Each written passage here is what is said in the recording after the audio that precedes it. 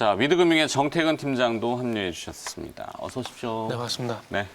자, 먼저 준비된 순서 말고 이제 주말 뉴스 보도들이 몇 가지 나와서 주목할 매크로 이슈도 있고 마이크로 이슈도 있는데 마이크로라고 하면 이제 기업과 산업에 직관되는 이슈들이죠. 그걸 우리 좀 많이 다뤄보도록 하겠고 주목되는 부분은 그동안 이제 저희 출발 오늘의 증시 일발장전 시간에서도 많이 주목했었던 주가는 지금 또 부침이 좀 심하긴 합니다만 한국항공우주 산업이죠. 다음 달에 첫 순수 국산 전투기 KF-X가 이제 CF 시제기가 나온다고 합니다. 이 국산 전투기 개발 사업에 20년간 그동안 이제 매진하다가 이제 시제품이 나오는데 사실 한국 항공우주 산업은 너무 이제 방산체로만 묶여 있어가지고 좀 안타까운데 그래도 할 건 해야 되겠죠. 할 걸 안 할 수는 없으니까. 근데 주말 뉴스는 대부분 이제 그 방산과 관련된 이슈입니다. 첨단 A사 그 레이더를 탑재했죠. 능동 전자 주사식 위상 배열 뭐 이렇게 좀 용어는 어려운데 앞쪽 머리 부분에 그 A사 레이더가 들어가는데 이게 상당히 그 개발이 어려웠던 분야로 알고 있습니다. 그리고 이제 이 동체의 모형이 아마 언론에 일부는 공개가 된 것 같은데 약간 그 F-22 랩터 미국의 전투기를 조금 유사하게 담긴 해서 베이비 랩터라는 표현도 쓰고 있고 형태를 왜 이렇게 띄었냐고 알아봤더니 앞으로 이제 스텔스 기능을 분명히 고려하고 있는 것 같아요.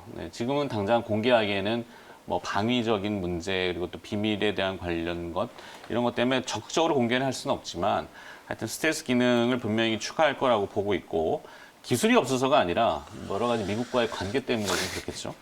두 번째 뉴스는 이제 그 하늘의 저승사자 코브라의 빈자리를 이제 국산 LAH가 대체한다는 뉴스인데 소형 무장 헬기입니다. 이 기능성과 능동성이 굉장히 뛰어나서 이 파일럿들이 굉장히 감탄을 했다는 후속 보도가 있었는데 이 두 가지 뉴스가 겹쳐서 이제 한국 항공우주 산업과 직접 연관이 있는 그 뉴스예요, 사실은 그죠? 네. 근데 뭐 굳이 부각을 저희가 막 시키려는 건 아닌데 알고는 넘어가자. 그래서 잠깐은 좀 다룹니다. 왜냐면 우리 일발장전 시간에 많이 했었던 기업이기 때문에 아시는 거 있으면 조금 붙여주시고. 네. 일발장전 주제는 아닙니다, 오늘. 네. 항상 뭐 항상 레알이죠, 방송이. 리얼로 우리가 하잖아요, 리얼로. 네. 일단은 뭐 KF-X 사업 같은 경우에 핵심 부품들이 전반적으로 그러니까 조금 아쉬운 얘기를 좀 하자면은 이 그 첨단 제트기 뭐 사업을 진행을 하고 있는데 우리나라는 솔직히 말씀드리면 조립만 하고 있어요. 사천 공장에서 조립만 하고 있고. 국산화율이 네. 지금 한 70% 정도? 네. 뭐 100% 국산화를 하면은 좋죠. 근데 이제 뭐 조립만 한다고 하는 거는 좀 그렇고, 사실 그 비밀 굉장히 보안 시설이기 때문에 다 들여다볼 수는 없고, 근데 뭐 조립이라는 너무 폄훼하시는 거 아니에요? 네. 그 뭐지? 예전에도 한번 수령 같은 경우도 문제가 됐던 적이 있었잖아요. 네. 그 부분 같은 경우도 이탈리아 부품을 가져와 가지고 조립을 하다 보니까 그런 문제가 발생이 됐는데, 그러니까 조금 안 좋게 얘기하면은 소수 어떻게 조립만 한다라는 겁니다. 그리고 뭐 레이더 기술이라든지 뭐 엔진 기술이라든지 엔진 기술 같은 경우는 많이 올라오긴 했지만 그럼에도 불구하고 아직까지는 조금 따라가야 될 부분들이 완성도가 조금 필요한 부분들이 분명히 있고요.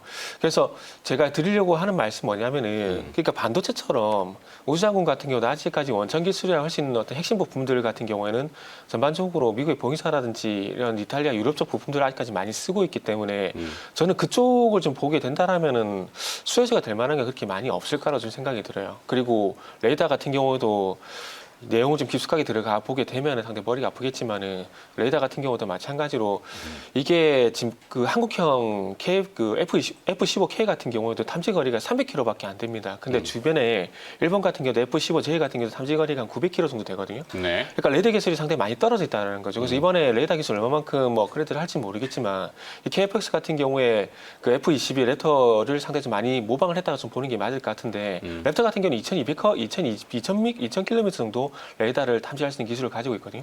그래서 아마 그 정도 기술이 들어갈지 모르겠지만 일단 가장 뭐 이 신 KFX 사업의 가장 중요한 저는 핵심이라고 생각하시는 게 부분이 네. 레이더와 그리고 스텔스 기능이라고 보고 있는데 스텔스 같은 경우에는 어차피 적용이 되지 않을 거라고 공식적으로 예전에 한번 발표한 적이 있기 때문에 논의를 하더라도 그렇게 본다면 핵심 기술 같은 경우는 미사일 기술 같은 경우 우리나라 LIG 넥스원이라든지 여러 가지 기업들이 많기 때문에 뭐 그런 부분 논의를 하고 레이더라든지 그리고 엔진 기술 좀 보게 된다라면은 아직까지는 조금 부족한 부분이 있기 때문에 그런 말씀을 드린다고 좀 이해하시면 될 것 같고요. 그러면은 뭐 결국에 볼만한 건 미사일 이쪽으로 좀 봐야 되는데 근데 그렇게 이게 본다라면은 사실 그 기술 이야기가 네. 굉장히 난해한데 조립이라고 하셨잖아요. 네. 이 볼트 너트가 22만 개 들어가고 리벨은 한 7천 개가 들어가요. 튜브 배관에 네. 12,000, 1,200개 정도 되는데 그거 이게 이음이라는 게 네. 전투기의 특성상 이거를 왜 하냐면은 사실은 한국항공우주산업이 자꾸 이 전투기 단순 조립 뭐 이런 거 해봐요. 네. 뭐 어떻겠어 뭐 헬기 이렇게 시장의 일각의 그 인식을 이 기술을 축적해가지고 결국에는 이걸 세워서 절로 가는 겁니다. 우주로 가기 위해서. 아마 분명히 색깔을 달리하는 그 아젠다가 네. 조만간 발표가 될 겁니다. 그래서 이런 변화되는 모습들을 우리가 좀 지켜보자. 분명히 네. 변한다라고 회사 측에서 밝혔기 때문에 저는 계속 관찰을 하고 있고 한국 항공우주잖아요. 네. 우주가 이제 중간 앞쪽으로 올 거라니까요. 그렇죠. 그래서 자꾸 네. 이제 보통 보면 최근에 우주 테마 그래가지고 일부 개별 기업들이 먼저 막 시세를 선도했는데 리얼리티한 기술들을 왜 축적하고 있는지를 우리가 똑바로 알아야 돼서 오늘 이 기사 내용을 가지고 그렇죠. 잠깐 좀 다뤄보는 겁니다. 네. 깊게 들어가면 뭐 1시간, 2시간 가야 되니까. 네, 조금 그러면은 뭐, 일단 엔진 기술 하게 되면 결국 고체 연료 문제를 볼 수밖에 없거든요. 네. 하나를 하지만 고체 연료 얘기하게 되면 또 모기업밖에 나오지 않기 때문에 그러니까 엔진 기술을 계속해서 말씀드린 이유가 뭐냐면은 결국 아까 방금 전에 항공 테마 말씀하셨듯이 결국 우주체를 만들려면은 결국 그 엔진을 포함한 고체 연료 기술이 완성도가 높아야 되거든요. 결국 우주로 미사일을 쏘기 뭐 인공위성을 쏘기 위해서는 고체 연료에 대한 부분 완성도가 좀 높아져야 되는데 그렇다면 결론적으로 보게 된다라면 이 고체 연료와 연관성이 있는 기업들을 좀 볼 수밖에 없다는 말씀 좀 드려야 될 것 같네요. 네. 자, 조금 더 추가하실 네. 거 있으면은. 어쨌든 뭐 사실 여러 가지 이제 얘기를 해주셨는데 저 역시도 사실은 이제 어찌 보면은 한국 항공우주 뭐 이게 기업의 어떤 주가를 떠나서 아무래도 이제 국산화를 이제 상당히 좀 공격적으로 추진을 하고 있는 분야기도 하고 아직까지 이제 뭐 선진국들 아까 뭐 미국 보잉 얘기도 해주셨고 이탈리아라든지 유럽 이제 기술을 얘기해 주셨지만 가장 근본적인 문제는 이제 핵심적인 어떤 기술에 있어서 아직까지 이제 국산화 대체가 상당히 좀 미진하다. 그 부분이라고 보여지거든요. 그래서 관련된 수혜주들 뭐 레이더라든지 뭐 그 엔진 기술 그리고 이제 그 연료 기술 이런 것들을 이제 감안을 해보면 직접적인 수혜주를 찾기는 조금 어려워요. 뭐 네. 그나마 LIG 넥스원 정도, 그 정도 이제 뭐 관련되어 있는 기업으로 이제 좀 수혜주를 좀 찾을 수 있을 것 같고, 그래도 이제 LIG 넥스원은 이제 KFX에 직접적인 이제 뭐 핵심 부품들을 이제 납품을 하기도 하고 무기와 관련된 부분들도 분명히 이제 좀 수혜주로 부각이 좀 되고 있는 기업이기 때문에 LIG 넥스원 그리고 이제 한국 항공우주 쪽으로 항공기는 어쨌든 뭐 동체를 만들어야 되잖아요. 네. 그 동체 제작과 관련된 좀 작은 회사긴 하지만 아스트라는 회사가 있어요. 요 아스트라는 회사도 그 간접적으로 이제 수혜주가 좀 될 수 있는 기업이기 때문에 뭐 조금 추가를 해드린다면 LIG 넥스원이나 아스트 요 두 종목 정도 추가를 좀 한번 해드려 보도록 네. 하겠습니다. 자, 일발적 주제가 자꾸 빗나가는데, 제가 논하는 바는 의중은 잘 아실 거라고 보는데, 이 국민 기업들이 없어요. 우리나라가 이제 뭐, 그때도 얘기했지만 바다로 삼면이 가려져서 해상으로 나가려다 보니까 다 막혀. 좀 뭐 하려 그러면은 미국의 간섭, 중국의 간섭, 뭐 북한이 버티고 있고. 그렇죠. 이제 요 구에서 위로 올라가야 되는데 사실 우주로 나아가기 위해서는 국민적인 정서와 그다음에 국민 기업이 좀 필요하다. 그래서 사실 한국 항공우주 산업은 국민주로 좀 우리가 맹연 TV가 조금 큰 그림을 좀 한번 그려보고자 하는 의중이 있으니까 이 얘기는 이제 좀 반복될 거라고 얘기해드리고 너무 깊게 들어가면 안 되니까. 하여튼 저 주말에 나오는 방산 관련 뉴스는 작은 이슈입니다. 그래서 뭐 오늘 관련 기업을 이렇게 오늘 당장 주가가 어떻게 될 거다 이건 아니고. 자, 얘기가 좀 너무 방대해졌지만, 네. 하여튼 변화되는 모습을 제가 잘 관찰하고 있으니까. 그러니까 우리나라도 로키드 마틴 같은 기업이 있으면은 뭐 시원하게 기업을 얘기할 수 있겠죠. 로키드 마틴보다는 한국의 나사? 네, 내지는 나사? 이렇게 돼야 되겠죠.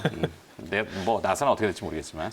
자, 이제 오늘 요 정도 하고 그다음에 일반정전으로 넘어가겠습니다. 일반정전은 원래 주제는 그거죠. 데이터도 이제 자산이다. 뭐 당연히 아시는 내용일 겁니다. 데이터 자산들이 이제 많이 부각이 되고 빅데이터, 뭐 IDC 그리고 클라우드 이런 개념입니다. 무형의 데이터는 이제 자산이다인데 관련 기업은 이제 더존비즈온이죠. 사실 더존비즈온을 주말에 좀 준비하면서 뉴스가 어제 나와버리는 바람에 이게 좀 바꾸기도 뭐하고 끝에 있는 마지막 단입니다. 글로벌 사모펀드인 베인캐피탈이 2대 주주로 등극을 했습니다.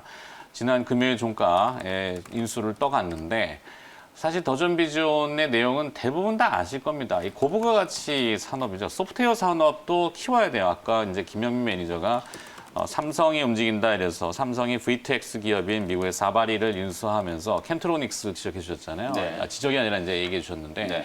소프트웨어 산업은 우리나라 아직도 저 밑에 가 있죠. 제대로 평가도 못 받고 무형의 거를 잘 쳐주지 않습니다. 눈에 보이는 것만 자꾸 쳐주는 그런 특성들이 있어서 이 소프트웨어 기업들을 다시 한번 보자는 의미가 되겠고 원재료가 들어가지 않으니까 생산물의 대부분은 인건비를 제외하면은 상당 부분 이익으로 다 잡히죠. 그래서 고부가 가치라고 얘기하는 겁니다. 최근에 지난해부터 이슈가 됐던 거는 이제 K 비대면 바우처가 빨라지면서 위하고라는 그 새로운 제도를 도입해가지고 여기에 이제 더존비즈온이 또 묶였어요. 그래서 21년도 예상 실적을 보면은 매출은 한 15%, 영업이익은 20% 오히려 증가하는 상승 속도 뭐 있고, 그다음에 25개 분기 연속해서 YOY는 전년 동기 대비해서 매출과 영업이익이 계속 상승하는 아주 독특한 기업입니다.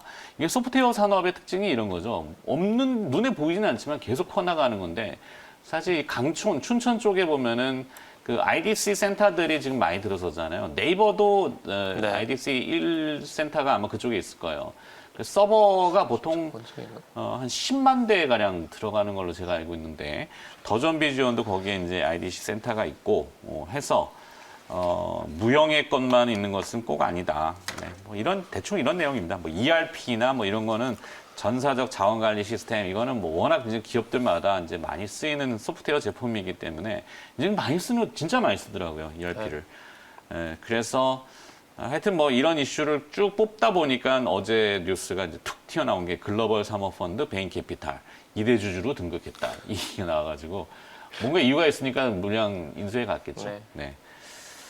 자, 여기까지입니다. 제가 준비한 거는. 자, 그럼 또 이제 붙여주세요. 네. 네.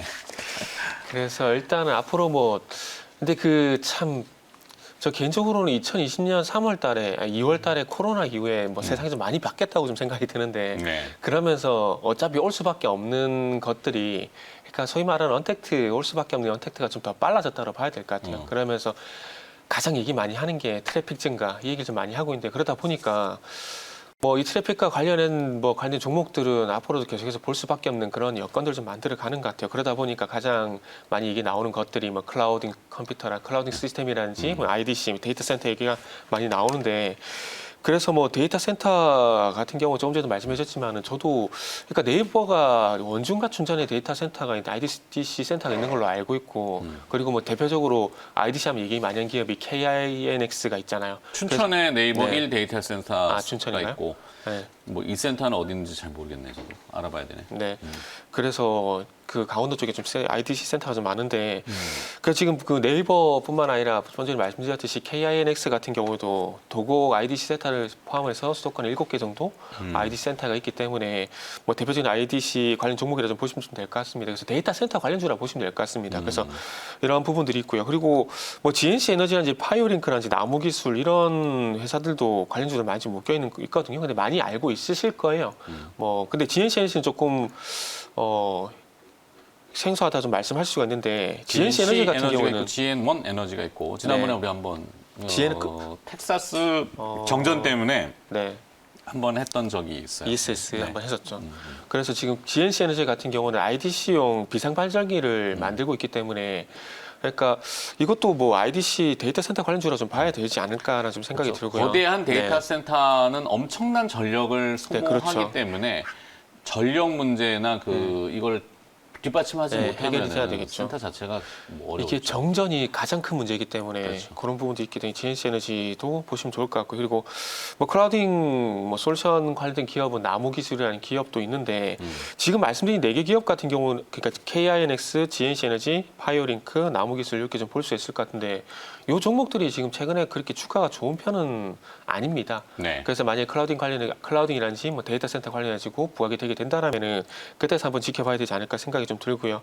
그리고 뭐 IDC라든지 뭐 클라우딩 컴퓨터에 대한 얘기가 나오게 된다라면은 전 개인적으로는 블록체인을 좀 봐야 되지 않을까 좀 생각이 들거든요. 블록체인이요? 앞으로 뭐 이 ID 센터의 가장 큰 화두가 될 부분들이 앞으로 보안 문제가 상당히 클 거라고 좀 봐져요. 그래서 이 보안 문제를 어쨌든 조금 한 단계 업그레이드 시킨 것이 전 개인적으로 블록체인 기술이라 좀 보고 있는데, 근데 블록체인이 아시다시피 근데 가상화폐 쪽으로 얘기가 많이 나오잖아요. 그러다 보니까 뭐 그쪽 관련된 기업들 비덴티라든지 뭐 이런 기업들이 상당히 많이 부각이 되는데 그거 말고 순수하게 그 새로운 어떤 저장 기술이라 볼 수 있겠죠. 블록체인 기술이라 볼 수 있을 것 같은데 그런 기술을 좀 보게 된다면 저는 개인적으로 항상 많이 말씀드린 기업이 라온시큐어라는 기업을 많이 말씀을 드리고 있습니다. 근데 라온시큐어요? 네. 근데 이 기업 같은 경우도 그 주가 해차는 좀 좋지가 않아요. 왜냐하면은 블록체인이라든지 IDC 같은 경우에는 최근에 그렇게 시장에서 화두가 되는 테마가 아니다 보니까 방금 말씀드린 기업들이 좀 많이 부각이 안 되고 있습니다. 그런데 오늘 조금 기대가 될 만한 기업은 제이시언 시스템?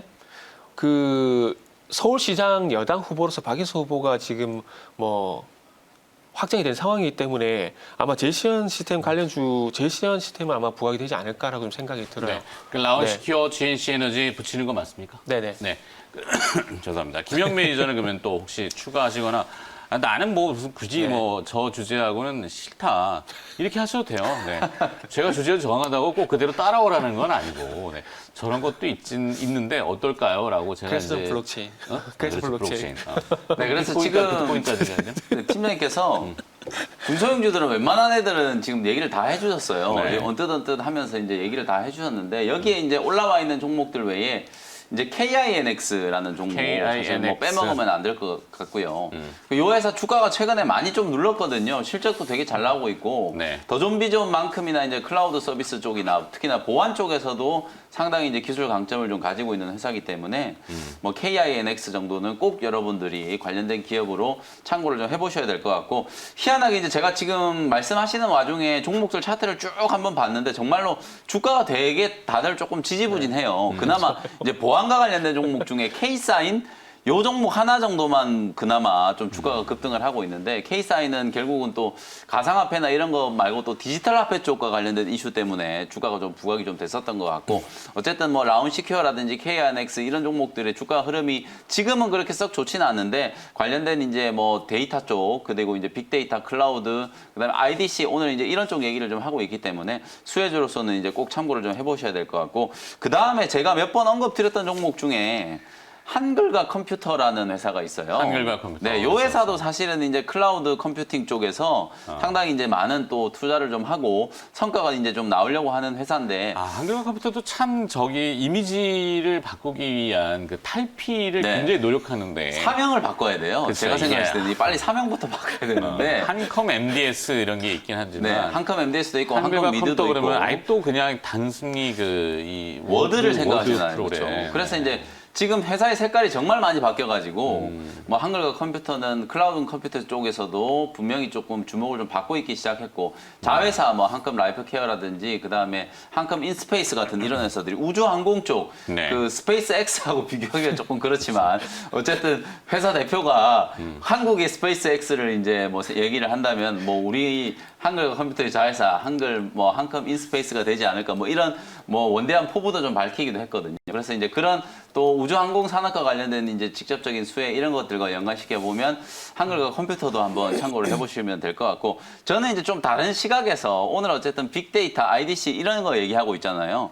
그 관련된 수혜주는 그냥 뻔해요. 그냥 반도체거든요. 네. 반도체 종목들을 여러분들이 보셔야 된다는 거 제가 다시 한번 말씀드리면서 삼성전자, 그 다음에 원익 IPS 이런 기업들이 결국은 이제 데이터 센터와 관련된 이제 수혜주일 수밖에 없다. 미국의 이제 구글이라든지 그 다음에 아마존, 페이스북 이런 기업들이 그야말로 이제 지금 뭐 멈췄던 데이터 센터에 대한 이제 투자를 공격적으로 지금 또 재개를 하고 있는 상황이기 때문에 반도체 가격이 올라가는 이유가 뭐 다른 데 있는 게 아니거든요. 그만큼 이제 수요가 많이 좀 늘어나고 있다라는 거거든요. 그래서 그런 것과 관련되어 있는 또 반도체는 사실상 직접적인 또 수혜주가 될 수밖에 없는 상황이기 때문에 뭐 삼성전자를 포함한 반도체 관련된 종목들이 오늘 또 주제에 있어서도 가장 핵심적인 또 수혜주가 될 수 있겠다. 이렇게 말씀을 좀 드리겠습니다. 그렇죠. 아니 뭐 네이버, 카카오를 잇는 뭐 IDC, ITC 기업 이렇게 또 표현했지만 데이터 센터에는 서버용 디램, 그다음에 SSD라고 하는 거, 그다음에 HDD, 하드 디스크 드라이브 이렇게 조합적으로 들어가서